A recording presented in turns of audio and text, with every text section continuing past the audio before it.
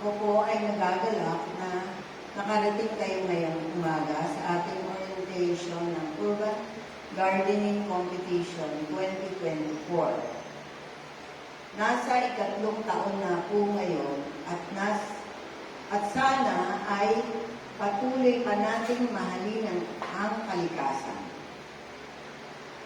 Para po mas mapalawak pa ang inyong kaalaman sa ating I Care for Mother Earth, nagsimula sa isang maliit na proyekto ni Mayor Emmy at Kong Tony na tinawag na Aasenso sa Green and Green.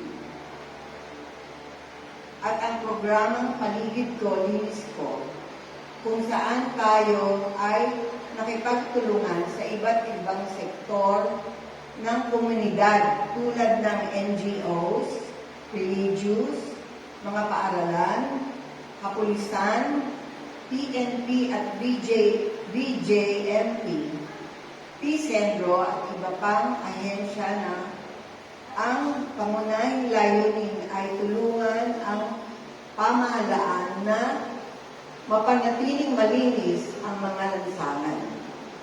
Yan po yung Aasenso sa Green and Green. Na nakikita nyo na naglilinis ng lansangan natin. Malinis na ba ang lansangan natin ngayon? Kesa sa dati, di ba? Lamang. Kasunod nito ay inilunsad naman ang Garden Ko, Garden Mo upang maging main garden o nursery na namimigay ng ornamental plants, binhi at buto ng gulay at iba pang pangangailangan sa pag-aardin. Ang mga proyektong nabanggit ay pinagsanib ni Mayor Emmy at pinagtibay ng isang executive order upang buuin ang programang I Care for Mother Earth, Pasay, na inilunsad noong sa Cuneta Astrodome noong 2019 at dinaluhan ni Senator Cynthia Villar, Senate Chairman of Environmental and Natural Resources. Meron pa rin po ongoing projects ang ating pamahalaan sa iba't ibang barangay na tinawag na Nutri Garden at Demo Site ng Pedro, kung saan ay nag-i-install naman ng hydroponics at aquaponics system. Sa ilalim ng health program, priority program ng ating Mayor Emmy, inilunsad niya ang Urban Gardening Competition upang engganihin ang ating mamamayan na bumuo ng mga community gardens gamit ang mga bakanting lote sa kanilang lugar. Nabibigyan din po tayo ng mga pagsasanay upang palawakin pa ang ating kaalaman sa mga modernong paghahalaman gaya ng hydroponics, vertical garden, edible landscape at iba pang pamamaraan sa pag-aalaga ng halaman. Sa ngayon ay nasa ikatlong taon na po tayo at patuloy pa rin po tayo sa ating paghihikayat na magtanim at pahabain pa ang ating nasasakop na hardin sa ating mga barangay. Ang patimpalak na ito ay naghihimok sa lahat ng uri at antas ng mamamayan, tulad ng mga kabataan, senior citizens, may kapansanan o wala, mayaman o mahirap, upang makibahagi sa Green Revolution na ang bawat mamamayan at ang ating mga kapitbahay na magtanim ng gulay na ating kakanin sa araw-araw. Ibalik natin ang likas na yaman ng kalikasan, maging malusog, malinis at maayos ang ating kapaligiran. Bukod sa pagtatanim at bilang isang mamamayan, nakatuon din po tayo sa paglilinis at pagbabawas ng ating basura. Pag-aralan natin ang wastong pag-iiwalay ng mga basura gaya ng nabubulok at di nabubulok. Iwasan po natin ang paggamit ng mga plastic products, maging ang mga single-use products at mga produkto gawa sa sachet wraps tulad ng kape, biskuit, tsokolate, shampoo, at mga katulad nito. Kasi po, nakakadagdag masyado sa mga basura. At alam ba ninyo na ang Pilipinas ay lumilikha ng 2.7 million tons ng basura kada taon? At tayo ang number 1 contributor sa nagdadala ng plastic waste sa dagat. At kinakain ito ng mga isda, pagkatapos kakainin din natin. Kaya eventually, malalason din po tayo. Kaya kung pwede, iwasan na natin ang plastic. Pwede po ba yun? Yes. Kasi ako pagka gumagamit ako ng plastic, tapos itatapon ko na, medyo merong umano dito sa dibdib ko. Tumitibok ang dibdib ko, tapos iniisip ko, saan ko ba ilalagay ito? So, nangyayari, hinuhugasan ko yung plastic na, halimbawa, galing sa pagkain. Tapos, papatuyuin ko na lang. At ilalagay ko sa wastong lugar para siya ay ma-recycle. Ganun lang po. Ramdam na po natin ang epekto ng climate change. Tayo po ay nakakaranas ng 42 degrees heat index sa kasalukuyan. Uminom ng maraming tubig at kung wala naman pong masyadong importanteng dahilan upang lumabas, ay manatili na lang po tayo sa ating tahanan upang maiwasan ang heat stroke na pwede ikamatay. Malaki na rin po ang epekto ng tagtuyot sa ating mga pananim. Kaya, nagmamahalan ang presyo ng gulay. Gumawa po tayo ng paraan upang matulungang makabangon ang ating kalikasan. Ang ating maliit na contribution sa kalikasan ay nagiging malaki kung tayo ay sama-sama. Halina magtanim ng prutas at gulay sa barangay project. Nawa, ang umagang ito ay maging makabuluhan sa ating lahat. Makinig po kayo at magtanong hanggang sa maunawaan ninyong mabuti ang ating patimpala. Naniniwala po ako na kayong lahat na naririto ay sobrang interesado sa ating ginagawa at ako po ay nagpapasalamat sa inyong sipag at dedikasyon sa kalikasan. Sa ngalan nila ni Mayor Emmy, Kong Tony, Vice Mayor Ding, at bumubuo ng konseho, umasa kayo na andito lang po kami. Kung ano po pa ang aking may tutulong para palaganapin ang ating Green Revolution, kami ay nakahandang tumulong sa abot ng aming makakaya. Salamat po sa inyong pakikinig. Salamat din po sa aking mga staff ng I Care for Mother Earth sa kanilang dedikasyon para sa inang kalikasan, sa sipag at pag-asikaso ng ating urban gardening competition. Magandang umaga at pagpalain tayo ng may kapal. Amen. Mag-move na po ako sa ating presentation. Ganito po. Kaya po namin ginawa yung orientation. Kasi yung mga nakaraang mga ano natin, pa-contest, although nagbigay naman po kami ng kopya ng mechanic sa inyo, pero maraming pa rin po yung hindi maintindihan ano yung proseso. So, we were expecting sana na dumating yung ibang barangay kasi para gusto namin maipaintindi talaga ano po ba yung contest natin. No? So, eto po, slide number 1 please. Ano po ba ang urban gardening? Based po sa aming research, ang urban gardening ay nangyari dahil lumalawak na masyado ang ating civilization, kumbaga. Nagiging concrete jungle na po yung ating mga landscape. Wala nang iba, puro semento na. Kagaya ng sinabi ni Ma'am Tess, kailangan na po natin magkaroon ng green revolution pero naangkop sa ating sitwasyon dito sa urban city. So sabi, yung ginagawa natin, yung pagtatanim sa mga vacant spaces, kumbaga ito kasi nire-revitalize natin yung mga urban spaces na yan, na hindi naman ginagamit, nagiging tapakan lang ng basura or kung ano-ano, garahe, ganyan. So, nire-revitalize po natin yan, tinataniman natin. Ganun din, nagkakaroon tayo ng pagkakaisa sa isang community.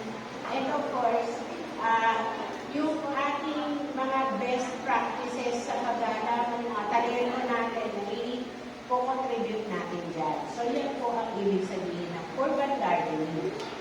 So, tuloy na po natin. Ito po yung types ng mga urban garden. Siyempre yung potted, kasi wala nga tayong lupa. Potted, mga hanging pots, container.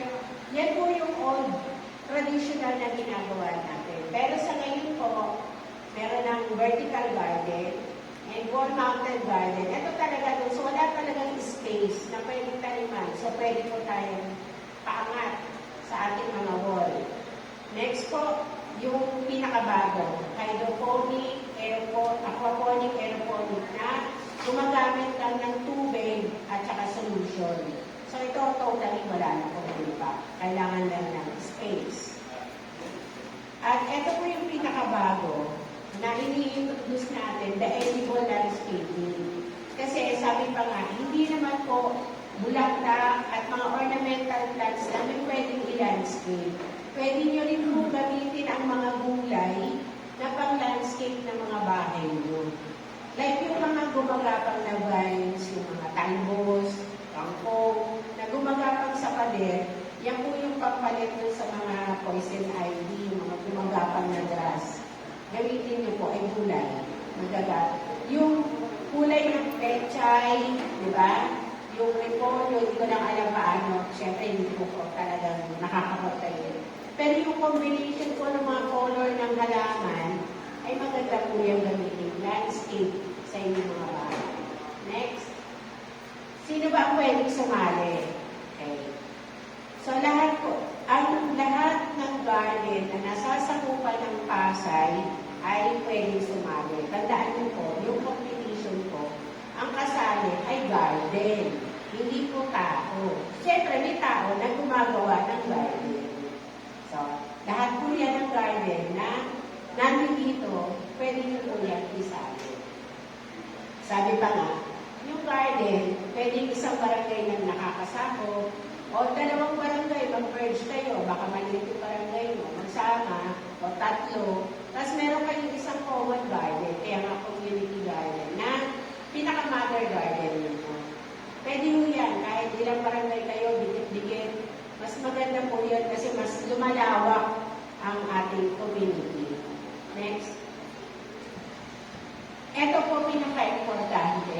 Yung mga gusto kong sumali, please, bigyan niyo po talaga ito ng halaga, ng atensyon, yung tiyaga, sipag. Wala alam ko naman dahil nakakatatlong taon na tayo. Talaga naman yung mga naiiwan ngayon, talaga napakatiyaga, napakasipag.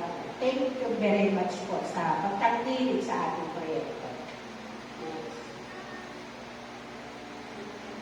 Ayan. So, yung mga interested parties, meron po kami registration form na pinamimigay para po maisali kayo. Doon po sa wala pang registration form, meron po kami doon sa table, kumuha na po kayo at mag-register na kayo.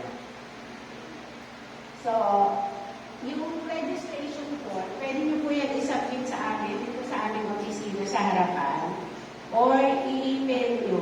Pero po, kailangan pa rin po namin ng original copy sa ending. Kasi yan po yung nahanap sa atin ng COVID. Ayan, dapat po may pangalan yung garden nyo. Kasi yun po yung identification. Halimbawa, yung garden ko, ganyan. Eden, Garden of Eden. Dapat may identification kasi yung garden ko ang sinasabi natin sa contest. Eto po. Di ba garden ang sinali natin sa contest? Dapat po, syempre, yung garden, yung mga workers, kailangan po nakasulat doon. Sino yung may-ari ng garden? Ngayon, syempre, kung dalawa po kayong may-ari ng garden, kailangan mo pag-assign kayo ng isa to represent the garden. Isang tao. And then, pag-ipirmahin nyo po yan kay chairman, ibig sabihin na po, ina-attest ni chairman na under na yung garden. Bawa sinabi niya si project manager Michelle Grame, siya ay taga-barangay 184. Dapat sabihin ni barangay 184, oh nga, taga-dito nga yan. Yun lang naman po yung purpose ng signature ni chairman. Pero kami naman po, mas gusto po sana namin si manager at si chairman ay isa. Ganun po kasi para mas matutukan niya. Although, may mga time po kasi busy-busy si chairman, nagaya today, sila po yung tinatawagan namin. Pero siyempre, hectic ang schedule ng chairman, umuoo, pero I think hindi sila nakapagpadala. So maganda, kung meron talagang project manager na nakatuto, alam niya na, may orientation pala doon, punta tayo. No? So, yun naman po yung kahalagahan. And, tandaan niyo po, sa dulo, lahat po ng prize ay kay project manager ibinibigay. So, importante po si project manager.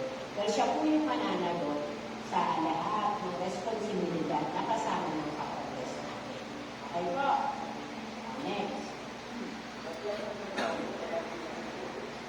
Eto, dito nyo po isasubmit sa address na to. Pero alam niyo naman po yung opisina namin. Tapos, next. Ang deadline po ay April 30. So, kung may mga kapitbahay pa po kayo na kapit-barangay na pwede gusto sumali, papuntahin na lang po. Dahil open pa po kami. Pwede pa po kami tumanggap ng marami. Next. So, yung ating pong monitoring team, it is composed of Ma'am Michelle, Miss Mariel here, si Ate Emma, si Tia Alvin, and meron pa po kami mga ibang ina-assign na monitoring team. Pinupuntahan po yung area once nakuha namin yung registration form. Pupuntahan po namin yan, pupunan namin ng picture, tapos bibigyan po namin kayo ng tarpaulin na parang ganyan, pero nakalagay na kayo ay official entry to this competition. Okay? Ayan. Awards and prizes. So, yung mga matagal na namin kasama, nagdagdag po kami. So, again, ang first prize sa Big Garden, niwalay po natin yung Big Garden sa Small Garden kasi meron po talagang napakalaki yung area niya para tanim. Pero, marami din po tao yung nagtatanim. Marami din po sila po inaalagaan, halaman, kaya tinataasan natin yung presyo ng winning prize nila. Ngayon, doon sa maliliit na garden, same effort, pero dahil maliit, inasyon na naman namin, nakakompete lang sila. At kasya na yung magkano? Next. 50,000. Kasi hindi naman porket maliit, hindi pwede manalo. Kahit maliit, mananalo kayo, basta tama talaga yung pagkakaano ng inyong garden. Next. So, meron din po kami most improved garden. Yung most improved garden, syempre, paano nyo ba talaga na palawak, na palago yung garden na yan from a simple, let's say, 40 square meters na area, pero sobrang napaganda niya siya, na parang halos kasi pareho na kayo ni Big Garden sa accomplishment. Although, hindi kayo ng pareho ng score, 25,000 tayo ang makukuha nyo. And then, meron din po kami best garden for best practices. Ito po yung, marami kasi sa inyo na na-discovery namin na marunong gumawa ng fertilizer on their own. Meron silang recycling water na ginagamit, hindi sila kumukonsumo ng ganun karaming tubig. Yung mga ganyang best practices, dito po yan nakakategory sa 20,000. Tapos nakakapagbenta pa, nakakapag-recycle naman. Next. Ito naman po, totoo, sa recycle and upcycle. Meron po kaming barangay na napuntahan na ang dami niyang recycled bottles na eco-brick.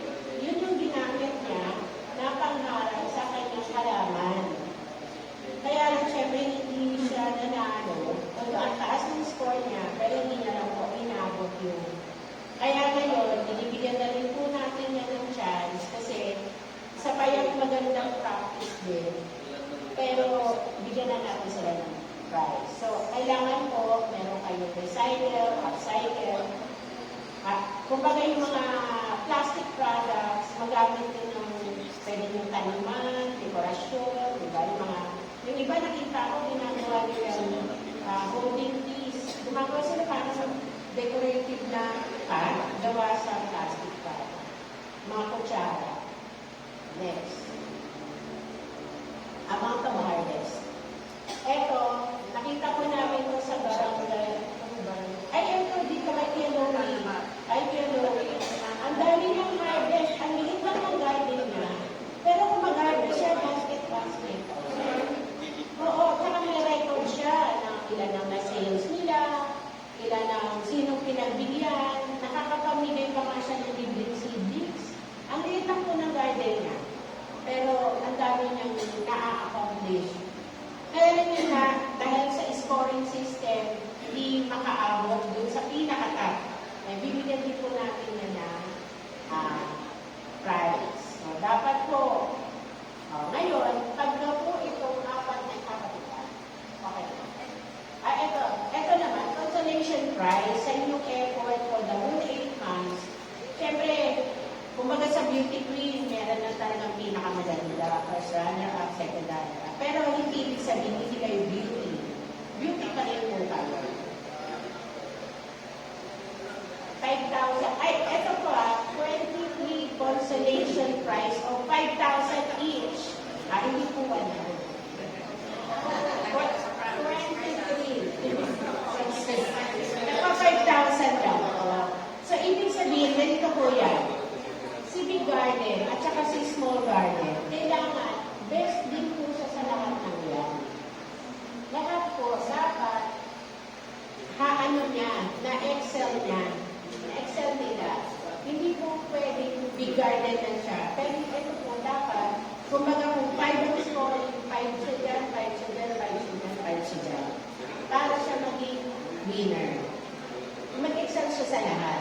Yun lang po binibigyan lang natin ng best, ay baka kasi hindi pareho yung score.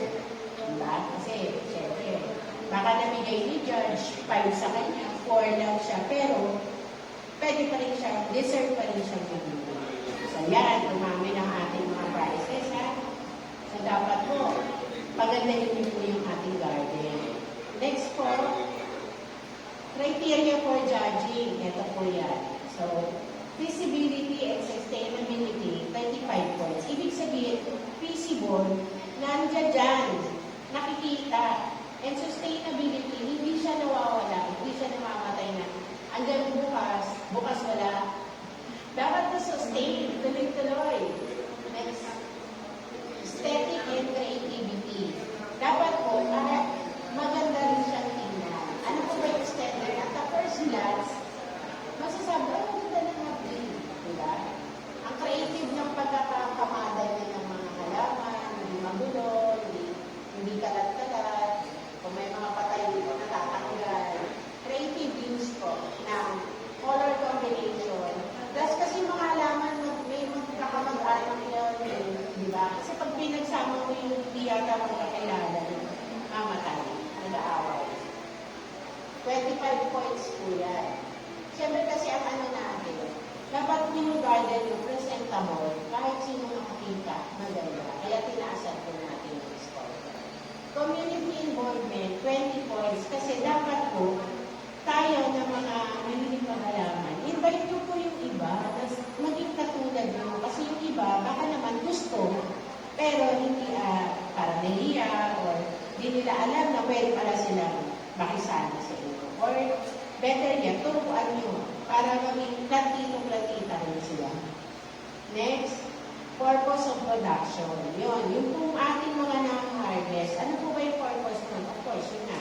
Dapat pagkain siya talaga. So, isa-isayin ko lang po. I-click mo yung may hyperlink na yun. Yung visibility. Done. Sige. Ayan. Ito po ay 10 points agad. Kasi ang gusto po namin mangyari sa ngayon, dahil meron po tayong mother garden, di ba? Ngayon, ito po yung gusto namin paalam sa inyo, dapat po lahat ng kapitbahay nyo ay mag-halaman. Dapat po meron kanyang ganyan. Visible organization of a linear garden. Ibig sabihin ko, ito po yung street. Dapat po, visible na lahat yan, kulay green. Lahat may halaman. O, tutulungan niyo po yung mga kapitbahay nyo na bawat household, meron silang talim. Kaya nga po, mas maganda si Kap na nandito para po mabigyan ng diin na lahat ng magkakapitbahay may talim. Ngayon, depende na lang po yun sa organization ni Kap kung paano niya malalagyan yung mga bakante na walang talim. Dapat po, lahat yun.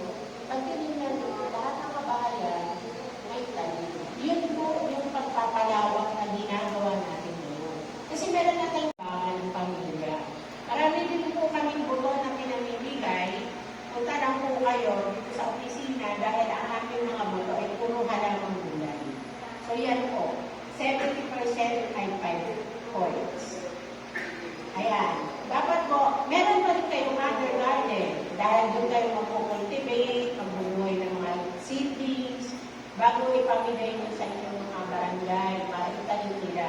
Kasi yung iba, kaya walang tanim sa bahay, wala silang halaman, bigyan nyo sila ng halaman. Doon kayo mag-cultivate sa inyong mother garden. Tapos kada makakabuo kayo, bibigyan nyo lahat ng kapitbahay, makulong lahat yung kalsada na yun, na puro green na sila. Lahat sila may halaman. Next. Doon po sa application form, yung registration form, may nakalagay po dyan ang target number of household in the barangay.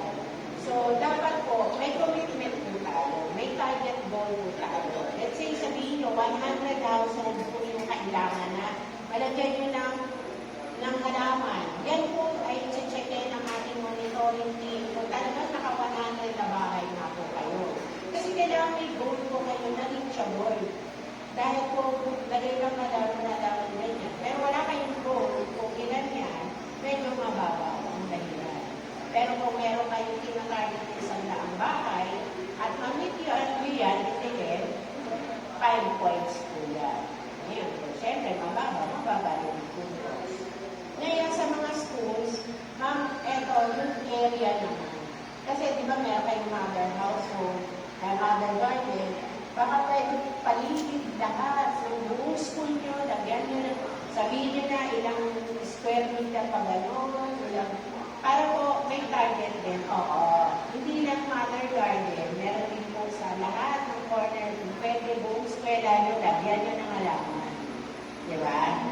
Yan po, talagang pagdating nyo parang kita nyo na green na talaga. Green revolution nga po eh. Next. Ginaba. 35 points po yan, total. Adapted Garden Act. So, mas maganda rin po, kasi meron po tayong nare-requestan na pwede nila kayong lagyan ng hydroponic, aquaponic, and vertical garden. Actually, pwede namang yung vertical garden, kaya po natin gawin yun. Mas maganda po, kasi kung, di ba yung mga area, wala naman po kayong mataliman, pwede po kayong mag-vertical garden. So, kung pwede, meron kayong ganitong sistema, 5 points din po yan. So, total, 35 points. Next is ay, meron pa. Ito, integration of water system.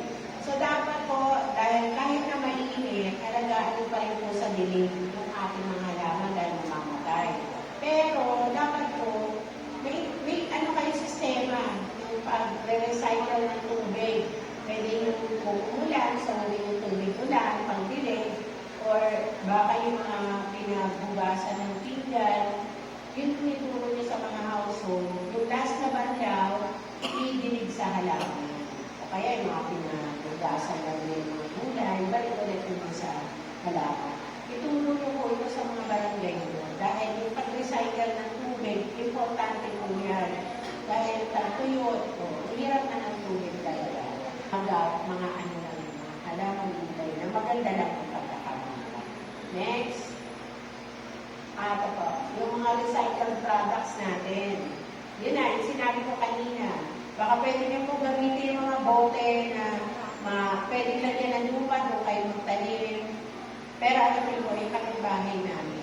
Ginawa niya, yung mga bote ng tubig, yung malalaki. Nilagyan niya ng, yun ang ginagamit niyang can. Pero yung container, piniturahan niya. Piniturahan niya. Na in such a way po, kasi within the community, tama po, parang community. Sorry po, mali yung title, community involvement po pala yan. Pero 20 points pa rin. So dapat po, nakakapag-recruit kayo ng mga gardeners, yung mga kaibigan na nagiging plantita rin, eventually. Tapos, magkaroon kayo ng activity, na nagpa-planting kayo together. Maganda po yan para ebidensya na naka-recruit kayo ng volunteers. Next. Involvement of youth. Magsama po tayo ng mga bata, ng mga teenagers. Kasi para matuto talaga sila ng malaman dahil mostly wala na po yung pakialam. Nung ako, elementary, lahat kami may garden. Pag high school namin, kanya-kanya na nagtatagal na. May required. No? Kaya pagdating ko sa bahay, nagtatanim din ako. Nagtatanim yung natin ko sumasama. Natuto kasi. So, kayong mga alam na magtanim, tawagin niyo yung mga bata. Turuan niyo sila magtanim. Next. Sharing of knowledge. Ito po yun. Yung sinasabi ko pa ulit-ulit.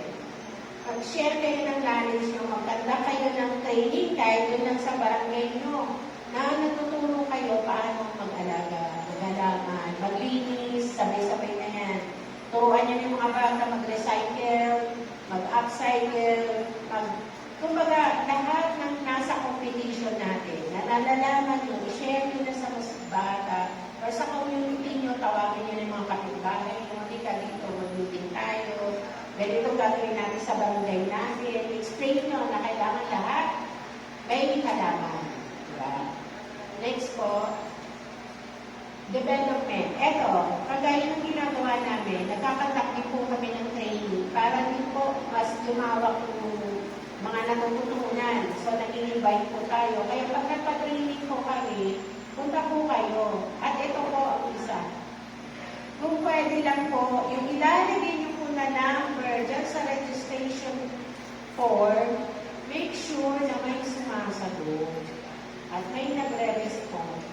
Kasi every now and then, nagbibigay po kami ng mga advisories. Ang hirap po, pag kayo mga phone nag-delete, tapos hindi namin kung natatanggap yung text. Isa po yan, training attended. Every time nagkakaroon tayo ng training, nagbibigyan naman po kami ng certificate. Hindi po alam nyo ba yung inyong na-harvest. So, paramihan po kayo ng mga harvest. Pero, na i-record nyo po yan na kasi baka sinabi nyo isang kilong repolyo, hindi naman namin nakita na. So, pwede nyo po yan, kunan ng picture at i-post nyo po sa I Care for Mother and Pasay na Facebook. Siyempre yung mga harvest, ipagyabang nyo po yan, pakilala nyo, pakita nyo sa lahat ng members natin na naka-harvest tayo. And of course, pag nag-monitor na kami, ipakita nyo ulit sa amin para meron po tayong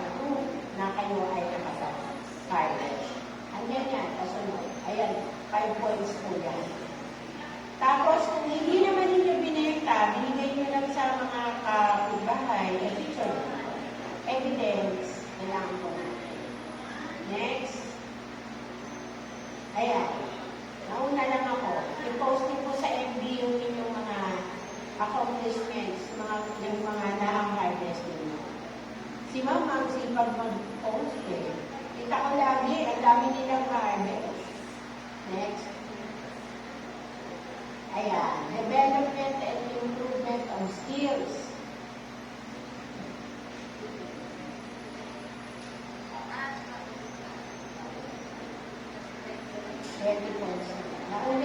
Naglalaba kami. Meron na kaming mga container para imbis na yung lalabas na tubig from the washing machine, doon na natin ilalagay sa batya o kaya sa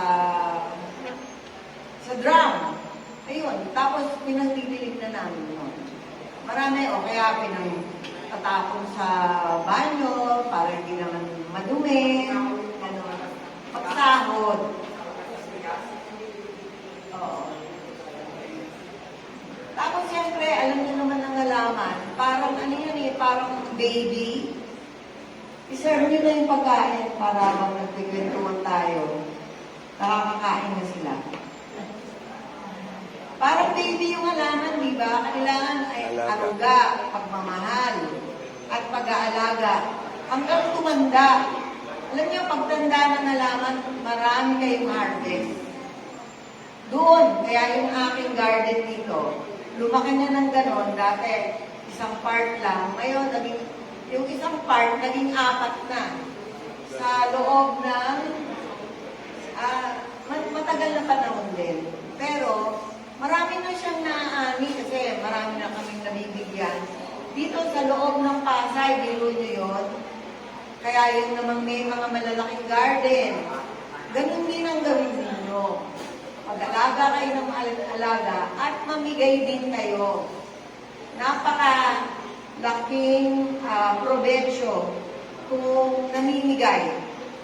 Talaga. Oo. Kasi nanganganak, ang bilis mga anak. O, diba? O, sige. O, ikaw naman. Sharing. At saka kung meron kayo Tapos ito yung kakain. Ang sarap sa pakiramdam. Tapos pag magbibigyan ka, siya mismo na i-encourage gusto niya magtanay. Actually, may nag-donate sa akin ng nakapasunga na puro basing at may mga buto na. Binihin po na namin yung buto. Tapos, nakakita na. Ano yun? Estudyante yun. Siya mismo. Tapos nagulat ako, hindi namin siya naisali. Doon pala sa rooftop niya, nag-harvest na siya ng pechay, mustasa, lettuce, at dami-dami ng gulay. Tapos yung mga kalamansi, yung mga taong kapitbahay niya, nasa partner siya. Pag may dadan, ahagisan niya ng isang bunga.